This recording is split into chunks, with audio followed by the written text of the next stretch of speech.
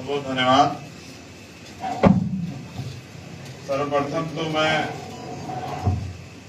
इस सेमिनार में पहुंचे सभी अधिवक्ता साथियों का धन्यवाद करता हूं।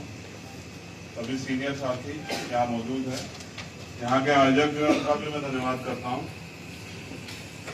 पूरी आयोजक कमेटी जो है, इसमें हमारे लीगल सेल के जो नेशनल चेयरमैन हैं MS Arya ji, zone coordinator Rajit Gautam ji, प्रदेश उपाध्यक्ष legal cell ASP advocate Chaudhary Maharaj Singh ji Amroha से, प्रदेश महासचिव ASP एडवोकेट अर्जुन सिंह जी अमरोहा से, प्रदेश महासचिव ASP legal cell advocate Anup Singh ji Mau,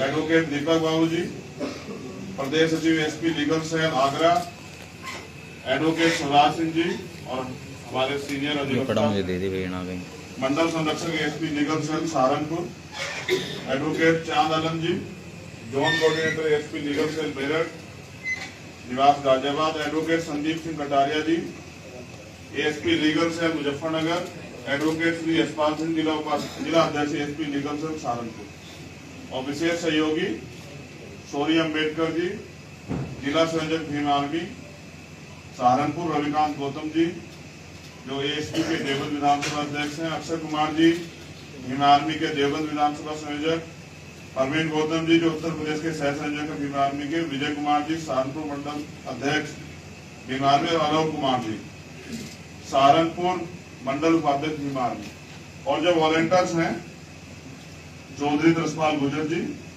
doctor Narendra Kumar ji, doctor दीपक पुरी जी, सुमित लांबा जी, छोटू रावण जी, आशु चंद्रा जी, कुलदीप प्रधान जी, सुभाष प्रधान जी, चौधरी समयदीन जी, आर्य एडवोकेट सहेंद्र जी, अमित जी, मोनू कपूरी जी, आदित्य जी, सांझ जी, धन्यवाद। कुछ बचा लो, आप इसको और एडजस्ट करवा।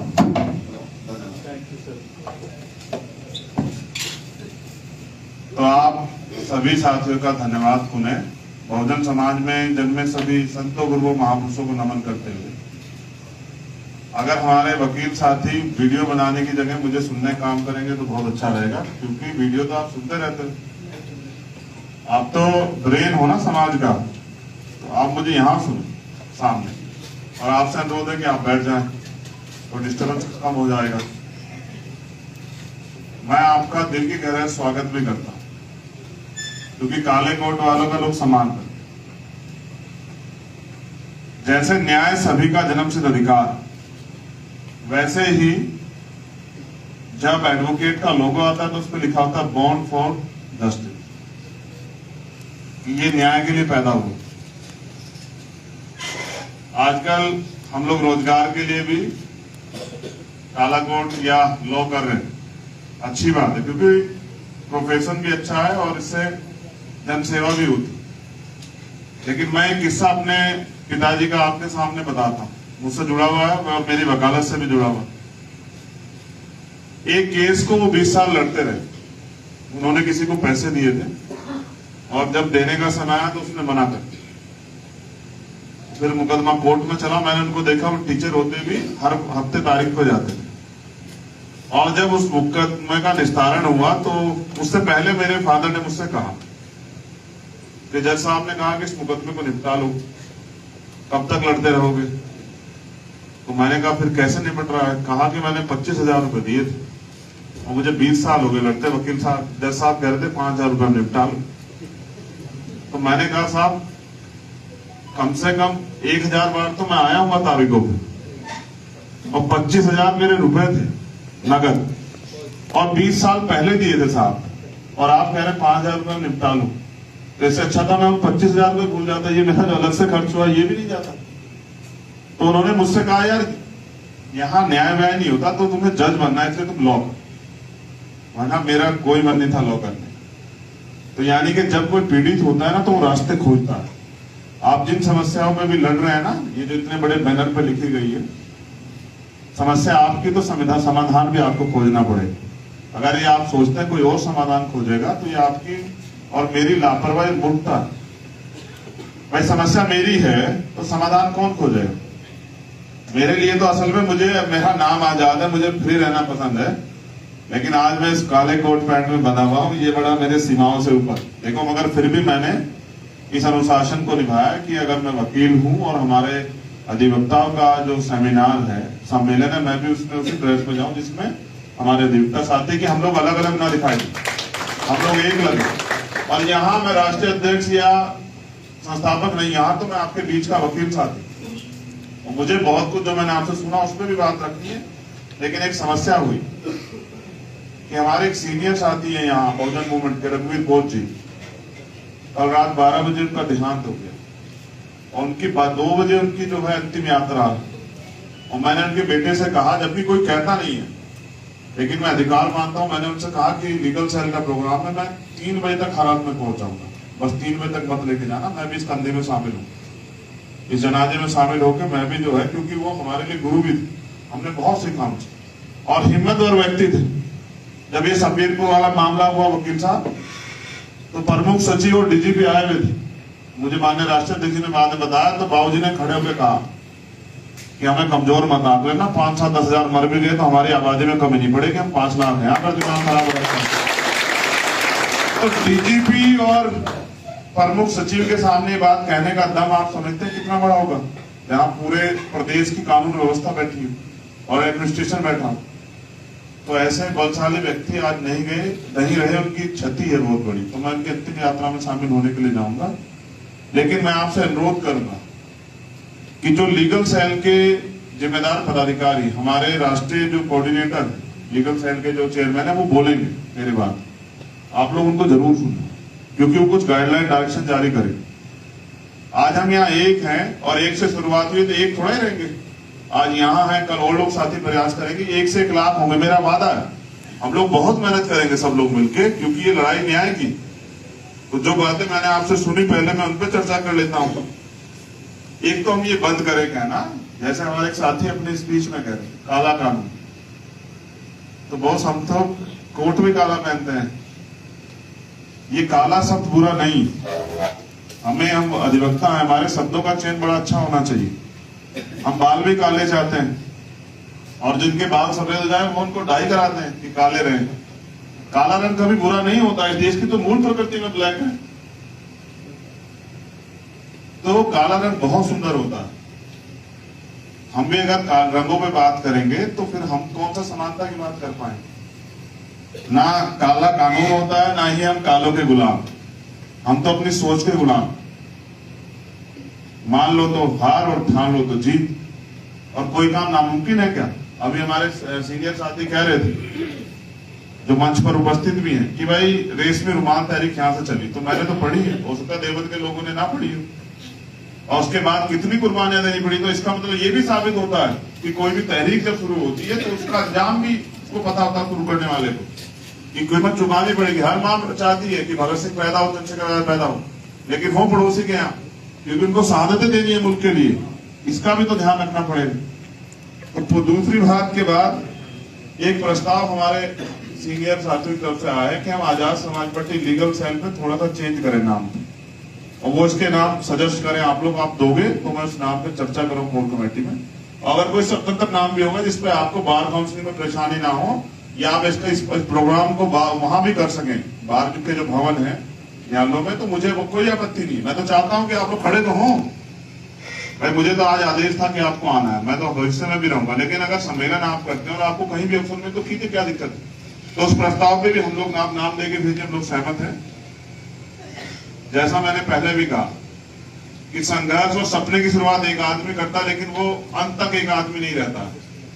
मैं अकेला ही चलाता मंजिले जानी, लोग मिलते गए, काफिला बनता गया। मैं गारंटी देता हूं, जो तहरीक आज यहां से चली है, 1 साल के अंदर हम एक और नेशनल सम्मेलन करेंगे। आप देखना, 1 लाख से ज्यादा वकील दिल्ली में हम लोग पहुंचेंगे, और ये सम्मेलन जो है, ये देवबंद से शुरुआत होगी। ये आज पहला सम्मेलन है, लेकिन आखिरी नहीं है। 1 लाख लोग हम लोग वकील काले कोट वाले बैठेंगे जाके, और फिर आप हमारे सीनियर साथी के जेल जाएंगे। आप जेल से छुटाने वाले हो, जेल जाने के लिए तो भीमाफी के बहुत लोग तैयार बैठे हैं, एक आदेश आपका काम हमें निकालना है। यहाँ तो जो इस आंदोलन को लीड कर रहा है आपका छोटा भाई, वो तो खुद सैकड़ों मुकदमे लेके चल रहा है। तो जेल से कौन डरता है। और अगर हमारे होते आप जेल चले जाओ तो फिर क्या कहने। अभी तो वो जेल ही नहीं बनी जो हमारे सीनियर साथियों को जेल भेज दे। आपका काम तो जो है, जो जेल चला गया निर्दोष व्यक्ति, उसको निकालना, उसमें मदद चाहिए आपकी। क्योंकि ये सरकार तानाशाह, जो कोई बोलता है उसको जेल भेज देती है, या जबरन झूठे मुकदमे लगा देती है, या और भी तमाम तरह की चीजें डरा देती है, जांच करा देती है। हम पे तो कोई जांच करा ही नहीं सकती, क्योंकि सहारनपुर के लोग तो एक कदम आगे सोचते हैं ना। तो हम तो इनसे एक कदम आगे चल रहे हैं कि जिन जांच में हमें प्रभावित करेंगे मुझसे दूर, कोई गलती ना हो। एक सबसे बड़ी समस्या जिस पे हम लोग गौर नहीं कर रहे हैं, बार काउंसिलिंग के चुनाव होते हैं। मैंने जब जेल में रहते इस पर एक बार रिसर्च किया था कि बार काउंसिलिंग का चेयरमैन हमारा क्यों नहीं बनता, जबकि वकील तो लॉयर्स हमारे सबसे ज्यादा बहुजन समाज के। अब बहुजन समाज भी समझ लो, जब वक्ता यहाँ कहते हैं कि बहुजन समाज के साथ मुस्लिम समाज, तो बहुजन समाज ही मुस्लिम समाज से मिलकर ही बहुजन समाज बनेगा, जिसमें SC ST OBC और माइनॉरिटी के लोग होंगे, वही बहुजन समाज। यानी कि दलित, आदिवासी, अन्य पिछड़े वर्ग और जो अन्य धार्मिक अल्पसंख्यक, मुस्लिम, जैन, सिख, बौद्ध, ईसाई, ये तमाम लोग बन के बहुजन बनता है। तो मुस्लिम इससे अलग नहीं है, मुस्लिम इसी का एक बड़ा हिस्सा है, बड़ी आबादी। इसलिए मैं आपसे कह रहा हूं, अगर आप एकता बनाओगे एक प्लेटफॉर्म पे, तो बार काउंसिलिंग का अध्यक्ष भी आपका होगा, आपकी सुनवाई होगी, आपके साथ अन्याय नहीं होगा। और एडवोकेट तो वो होता है जो जज से आंख मिला के बात करे, जो अंदर के कमरे में जाके बात करे, वो कहाँ एडवोकेट होता है। आप तो जानते हैं अंदर के कमरे में कितनी बात होती है आजकल। तो इसलिए हमसे उम्मीद करते हैं लोग। क्या मैं नहीं जानता, जब मैं जेल में था राजसभा में, तो सिन्हा साहब की मेरी वो लगी हुई थी वहां हाई कोर्ट में, और जब भी तारीख आती है वो कुछ भी नहीं करते, कहते हैं 21 दिन की डेट दे दी। और जो आदमी जेल में है वो वकील से कितनी उम्मीद करता है। जो लोग ईश्वर में भरोसा रखते हैं या किसी और गॉड में भरोसा रखते हैं, अब वो जानो कि जो जेल में बंद है वो उम्मीद करता है कि आज मेरे वकील साहब कमाल करके दिखाएंगे, आज तो वो ऐसी बहस करेंगे कि मुझे बेल मिल जाएगी। या जिसको सजा होने वाली होती है वो कोर्ट में खड़ा होता है, जो इधर वकील बहस कर रहे होते हैं, फाइनल आर्गुमेंट हो रहा था, तो वो ये सोचता है कि भाई आज मेरे वकील मुझे बचा। और कितने निर्दोष लोग सजा होती है। वकील एक कोर्ट नहीं है, एक शब्द नहीं, वकील एक वैल्यू है जिसपे लोग भरोसा करते हैं, और वो वैल्यू नहीं छूटनी चाहिए।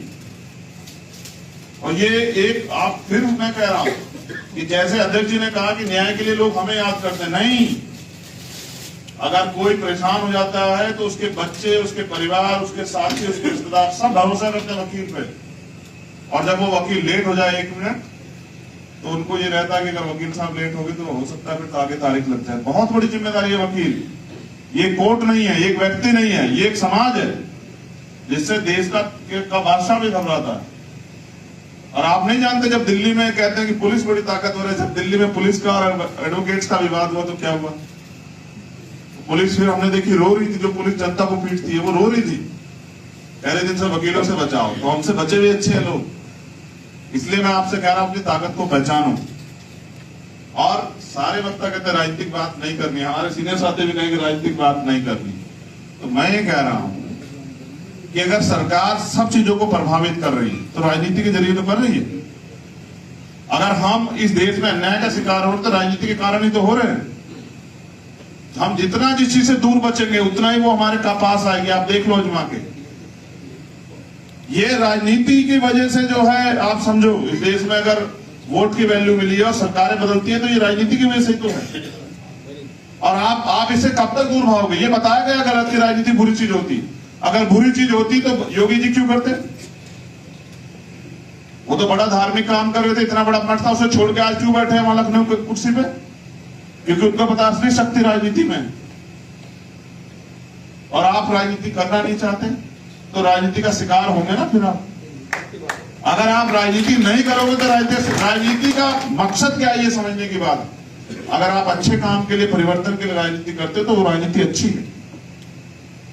और अगर आप नफरत बांटने के लिए, लूटने के लिए राजनीति करते हो या किसी को सताने के लिए राजनीति करते हो तो वो राजनीति बुरी। हमें तय करना है कि हमें राजनीति कौन सी करनी है।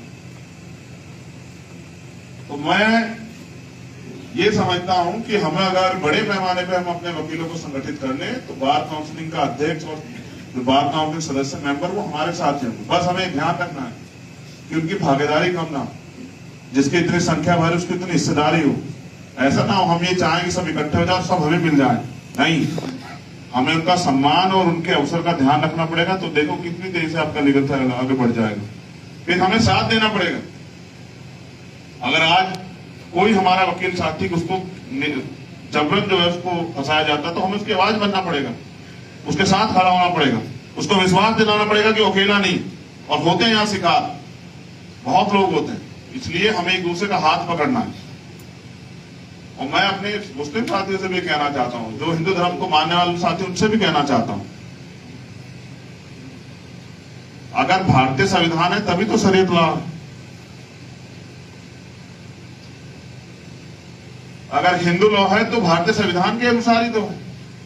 अगर भारतीय संविधान ही नहीं तो हिंदू और मुस्लिम लोग बचेगा कहां? अगर शरीयत को मान्यता मिली है भारत में तो वो संविधान में ही तो है। अगर सिखिज्म को मान्यता मिली संविधान में ही तो है। आप एक बार आप नहीं समझना चाहते तो अलग बात है। अगर आप बिल्ली को देख के कबूतर रेत में अक्सर दे ले तो इसका मतलब खतरा खत्म हो जाएगा। आज संविधान खतरा थोड़ा, ये हमारे वजूद को खतरा है, हमारे अधिकारों को, अवसरों को खतरा है, हमारे जीवन को खतरा है। तो अगर आप संविधान को अपना धर्म माने तो मैं गारंटी देता हूं आपके धर्म को कोई कमजोर नहीं कर सकता। हम धर्म को तो धर्म मानते हैं, लेकिन भारत में जिस वजह से धर्म जिंदा है उस शरीयत, अच्छा शरीयत लॉ पे जो लोग खतरा महसूस करते हैं वो खतरा कब आएगा? जब संविधान को खतरा हो जाएगा या पहले शरीयत पे खतरा आ जाएगा? आप बताओ मुझे। जब संविधान से शरीयत के साथ छेड़छाड़, तभी तो ये सारे जो अधिकार आपको मिले हैं तमाम धर्मों को, जैन को, सिख को, बौद्ध को, ईसाई को, मुसलमान को, हिंदू को, ये सब संविधान ने दिए ना। तो हमें अपने संविधान धर्म का पालन करना चाहिए और हम सब लोगों को मिलकर संविधान की प्रिंसिपल को अपनी ताकत बनानी चाहिए और हमें उसके अनुसार चलना चाहिए। महिलाओं को भी अधिकार संविधान से मिले। हमारी दो ही है ना, मैं गिनती में तीन, हमारी 3 बहनें बैठी हैं यहाँ। आज अगर वो यहाँ बैठी हैं तो ये अधिकार संविधान ने दिया है। और अगर वो कोर्ट में प्रैक्टिस कर रही है, आज वो जज बनी है, बहुत बहनें बनी है इस बार, तो वो सब जो है बनी है संविधान की वजह से। और अगर वो MP MLA कुछ भी बनी है तो वो सब बनी है संविधान की वजह से। और अगर वो डॉक्टर, इंजीनियर, IAS IPS बन रही तो भी संविधान की वजह से। तो संविधान को नहीं खतरा है, हमें खतरा है। और जब हम किसी चीज को हम मानते हैं तब हम उसके लिए काम करते हैं। तो धन्यवाद। उसके साथ साथ कॉलोजियम सिस्टम जिसपे चर्चा होनी चाहिए। चर्चा इसलिए नहीं है क्योंकि जिनको खतरा है उनके पास वॉइस है। अगर कॉलोजियम पे बात होगी तो उनको खतरा होगा जो जज बने बैठे, तो वो इस पे चर्चा नहीं चाहते, हमारे लोग डरते हैं। मगर मैं ये कह रहा हूं कि 1982 में जो आपके हाथ काटे गए, संविधान ने जो अधिकार राष्ट्रपति जी को दिया था वो कॉलोजियम सिस्टम के जरिए जजों के पास आ गया और फिर उन्होंने अपने लोगों को जज बनाना शुरू किया। और ये बहुत बड़ा नुकसान है SC ST OBC माइनॉरिटी के लोगों के लिए कि वो नहीं घुस सकते सुप्रीम कोर्ट, हाई कोर्ट में। इस देश के IAS बनने के लिए परीक्षा होगी, इस देश का प्राइम मिनिस्टर बनने के लिए एग्जाम होगा, चुनाव। लेकिन इस देश के सुप्रीम कोर्ट को, जो प्राइम मिनिस्टर को भी डायरेक्शन दे सकता है, उसके लिए कोई इलेक्शन नहीं है, कोई कंपटीशन नहीं है। तो all India judicial service commission बननी चाहिए। और इसके लिए कब बनेगी? 2 रास्ते हैं। क्या तो सत्ता में आप काबिज हो कि आप कॉन्स्टिट्यूशन में जो है अमेंडमेंट करा के और all India judicial service commission का प्रस्ताव लाए, या फिर आप आंदोलन करें। और आप इन दोनों में से एक भी काम नहीं कर रहे हैं तो आप भी तो उन्हीं की मदद कर रहे हैं ना। अगर आप अन्याय को सह रहे हैं तो आप अन्याय करने वाले से ज्यादा दोषी। अगर आप में काबिलियत, क्षमता है, और फिर 20-20 साल की प्रैक्टिस के बाद, अगर आप 30-30 साल की प्रैक्टिस के बाद, अगर अवसर के बाद आप नहीं बन पाए हो, तो फिर आपको सोचना चाहिए कि मुझे मेरी क्षमता बढ़ानी। तो कब तक आप ये अन्याय और अपमान झेलते रहोगे? बताओ आपके और मेरे अंदर क्या कमी है कि हम लोग जज नहीं बन सकते? आप बताओ। सरकार आज पैमाना तय करे, रेस की लाइन एक करे और पैमाना तय करे कि ये सिलेबस है, इसको पढ़ के बनना है जज, और फिर करो मुकाबला, पता लग जाए कौन कितना बुद्धिमान है। जिन्होंने डॉक्टर APJ अब्दुल कलाम दिए उस देश को, वो कमजोर है क्या? जिन्होंने महाराज सिंह भारती और सर छोटू राम दिए उस देश को, वो कमजोर है क्या? जिन्होंने कोतवाल धन सिंह गुर्जर दिए उस देश को, वो कमजोर है क्या? और जिन्होंने डॉक्टर बाबा साहब अम्बेडकर दिए वो बुद्धिमान है, कमजोर है क्या? बताओ। सबसे बड़ा अपराध है हमारी चुप्पी। और ये आज नहीं तो कल हमें और हमारे आने वाली पीढ़ियों को इस देश में गुलाम जैसा व्यवहार जीने के लिए मजबूर कर देगा। हम चुप रहते हैं और ये सोचते हैं मेरे ऊपर थोड़ा आ रही है। जब अन्याय होता हम सोचते हैं मेरे ऊपर थोड़ा ही है, जब मेरे ऊपर होगा तब मैं बोलूंगा। तो ये सबसे बड़ा अपराध है हमारी चुप्पी। आप बोलिए, आप कहीं भी हो, किसी भी प्लेटफॉर्म पे आप मेरे साथ खड़े होकर ना बोले, लेकिन आप बोले, क्योंकि आपकी बात को सुना जाएगा। तो इसलिए जो 3, 4, 5 हमने वो बात समस्याएं रखी हैं, क्योंकि इस वकीलों की जमात को तो ऐसे अलग छोड़ दिया जैसे इनकी कोई वैल्यू ही नहीं, जैसे इंसान ही नहीं। देश की कोई राजनीतिक दल, कोई इनके ऊपर नहीं बोलता है, कोई इनकी जरूरत पे नहीं बोलता। और हम लोग तो पश्चिम के लोग लड़ रहे हैं कि मेरठ में होनी चाहिए हाई कोर्ट की ब्रांच। बनी क्या बताओ? इतनी सरकारें आके चली गई, बनी क्या? आप आंदोलन भी करते हो, लेकिन अगर आप मजबूती से अपनी राजनीतिक जिम्मेदारी अदा करो तो आप बन जाएगी जब आप कहो। और मैं आपको गारंटी देता हूं, राजनीतिक काम अपनी जगह है कि मेरठ में नहीं, अगर हमारा बस चले तो सहारनपुर में बनवा जाए हाईकोर्ट। ये भी तो देश का दिल है सहारनपुर। देखो कितने स्टेटों को जोड़ता है, इधर उत्तराखंड को जोड़ता है, इधर हिमाचल को जोड़ता है, इधर हरियाणा को जोड़ता है, इधर दिल्ली को जोड़ता है, बिहार को जोड़ता है, कितने स्टेट को जोड़ता है, राजस्थान को जोड़ता है। तो बहुत बड़ा वो है ये सहारनपुर। अच्छा, ये मांगे जिन पे हम लोग चर्चा करना चाहते हैं, जिन पे बात होनी चाहिए, जैसे नए अधिवक्ताओं के लिए समय समय पर सरकारी खर्चों पर ट्रेनिंग की व्यवस्था होनी चाहिए, जो वकील, क्योंकि ये भी सिस्टम का पार्ट है। और इनके बिना तो जज ही बैठ के क्या करेंगे बताओ? अगर हम स्ट्राइक कर देंगे तो क्या होगा बताओ? बंद हो जाएगा ना, ध्यान ले। तो इसलिए फिर सर्विस प्लेसमेंट एजेंसी बनाना चाहिए, ताकि प्राइवेट सेक्टर लीगल सर्विसेज में अपने लोगों को, जो बहुजन समाज के लोगों को मौका मिले। तीसरा, अधिवक्ता इंश्योरेंस स्कीम ESI की तरह मेडिकल कैश लेस बीमा योजना लागू करना है। हाउसिंग योजना में अधिवक्ताओं को भागीदारी देनी है। वह ग्रुप हाउसिंग स्कीम में जो है ना, अधिवक्ताओं को जो है उसमें भागीदारी मिलनी चाहिए। जैसे सब लोगों को मिलते हैं, कर्मचारियों को, किसानों को, मजदूरों को, तो वहां अधिवक्ताओं को भी, ये भी एक समाज है, उसमें मिलनी चाहिए। फिर अधिवक्ताओं के बच्चों को एजुकेशन लोन की सुविधा कम से कम ब्याज पे और बिना गारंटी के मिलनी चाहिए। उसके बाद पेंशन प्रोविजन जो है फॉर विडो ऑफ एडवोकेट्स के लिए आना चाहिए। जैसे सब लोगों के लिए है, तो वैसे एडवोकेट्स के लिए भी होना चाहिए। अगर मैं समझता हूँ जितना सीनियर होता जाता है उतना एडवोकेट जो है उसकी वैल्यू बढ़ती जाती है। तो मैं तो समझता नहीं कोई एडवोकेट छोड़ता होगा 70 साल तक अपनी वो चैम्बर वगैरह नहीं छोड़ता ना, करता रहता प्रैक्टिस। तो फिर पेंशन कौन सी में मिलनी चाहिए उसको? आफ्टर डेथ उनकी फैमिली को, अच्छा विडो डेथ, ठीक है। और सभी अधिवक्ताओं को कोर्ट में बैठने के लिए चैम्बर की उचित व्यवस्था होनी चाहिए। ये पॉइंट्स है जिन पे हम लोग काम करेंगे इस लीगल सेल के जरिए। इतनी सारी सुविधाओं पे अधिवक्ता का अधिकार बैठता है, वो समाज का हिस्सा है, उनकी वजह से बहुत सारी चीजें सफल हो पाती हैं। तो इन मांगों पे सरकार को प्रयास करना चाहिए कि इन पे हमें सुविधाएं मिले। और जब भी अधिवक्ताओं की लड़ाई होगी, मैं आपको सबसे आगे खड़ा मिलूंगा। मेरा ये आपसे वादा, बस मैं आपसे चाहता हूं कि अगर